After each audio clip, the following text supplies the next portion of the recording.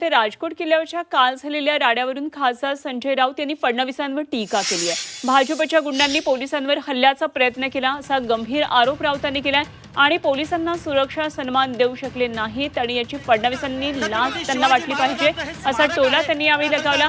दरम्यान राऊतांच्या या टीकेला आमदार नितेश राणेंनी उत्तर दिले। उद्धव ठाकरे पोलिसांबद्दल काय बोलले हे एकदा राऊतांनी तपासून पाहावं असा टोला नितेश राणेंनी लगावला।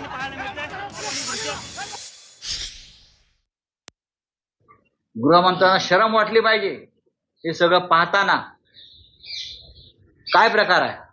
पोलिसांना तुम्ही शिव्या घालता भर रस्त्यावर, पोलिसांची कॉलर पकडता। गृहमंत्री आहात ना आपण, तुमच्या काळजाला धक्का नाही बसला की माझ्या पोलिसांवर माझ्याच पक्षाचे गुंड शिव्या घालतायत, धक्काबुक्की करतायत, धमक्या देतायत?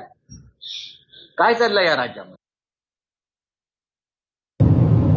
तुझा स्वतःचा मालक भाषणामध्ये पोलिसांबद्दल काय बोललेला हे जरा भाषण तपासून बघ की पोलिसांनी जाऊन भारतीय जनता पक्षाच्या घरात भांडी धुवायला पाहिजे। व्हिडिओ पाठव, नाही बघितला नसेल तर मी पाठवतो।